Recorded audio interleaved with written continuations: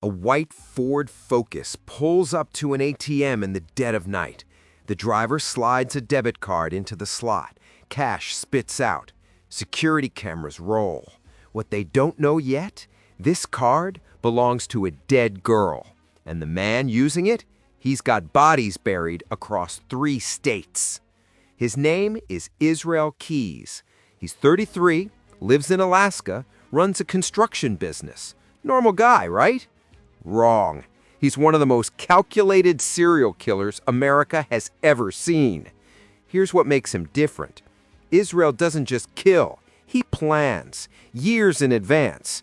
This Army veteran travels across the country burying what he calls kill kits, buckets filled with guns, zip ties, everything he needs to murder someone. Then he waits, sometimes years, and when the urge hits, he hops on a plane, digs up a kit, and kills a complete stranger. No pattern, no connection to his victims, just random death. February 2011. Israel boards a flight from Alaska to Chicago. He rents a car, drives east, all the way to Vermont. Why Vermont? Who knows? That's the terrifying part. It could have been anywhere. He checks into a hotel, waits for nightfall, then walks out to a remote field where 2 years earlier he'd buried a kill kit. He digs it up, pulls out a pistol. Tonight's plan? A couple. Any couple will do. He stalks through a quiet neighborhood until he finds the perfect house. Easy access, isolated. He creeps up, cuts the phone line, and breaks in through the garage. Silent, methodical. He finds them sleeping, wakes them at gunpoint, zip ties their wrists, forces them into their own car, and drives to an abandoned farmhouse. Once inside, he takes the wife upstairs. The husband's left tied in the basement, and he's screaming, "Where's my wife?" fighting against the ropes, about to break free. Israel hears the commotion, runs downstairs, sees the husband nearly loose, panics, grabs a shovel, crack, slams it into him. But the husband doesn't quit. He's still fighting. So Israel pulls his pistol, 4 shots. The husband drops. He goes upstairs, strangles the wife. Then he leaves Vermont like he just finished a business trip. Days pass. The couple's reported missing. Police interview neighbors. They create a composite sketch of a suspicious man seen in the area. It goes nowhere. The case goes cold. Worse, the abandoned farmhouse gets demolished. The debris, along with the bodies, ends up in a landfill. Gone forever. Months pass. Israel's back in Alaska, working construction, living his double life. But the urge returns. February 1st, 2012, late evening.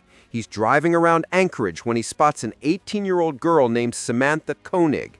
She's working alone at a coffee stand. Israel parks, orders coffee, waits for the right moment. Then he pulls a gun. Samantha tries to run. She actually breaks free for a second, but he catches her, drags her to his car, drives her to his shed, and locks her in. He assaults her, strangles her, leaves her body there. Then he texts her boyfriend from her phone, going on vacation. And get this, Israel actually goes on vacation, a Caribbean cruise with his girlfriend and daughter, while Samantha's body is literally frozen in his shed back home. But Samantha's boyfriend knows something's wrong immediately, shows the text to her family. They contact police right away. 2 weeks later, Israel returns from his cruise, and now he's got a new idea: ransom money. He sends another text from Samantha's phone telling her boyfriend to go to a local park and look under a missing dog flyer. Her boyfriend and family rush there, find a plastic bag. Inside, a photo of Samantha holding a newspaper, staged to look like she's alive. She's not, though. She's been dead for weeks, but they don't know that yet.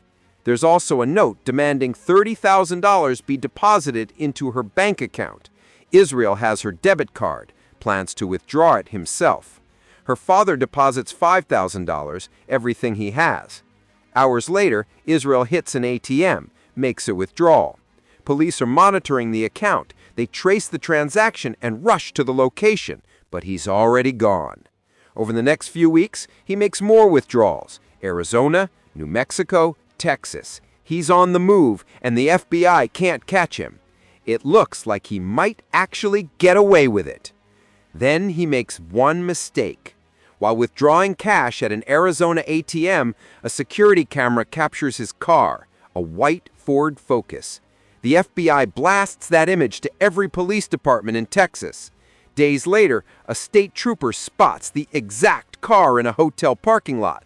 Waits. Israel walks out, gets in, drives off.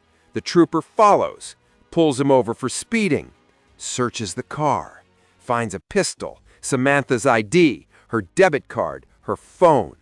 Arrested. A few months later, while awaiting trial, Israel takes his own life in his cell.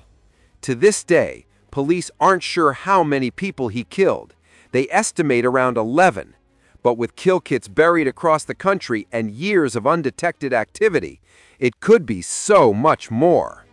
Israel Keyes disappeared into the darkness the same way he operated, leaving more questions than answers.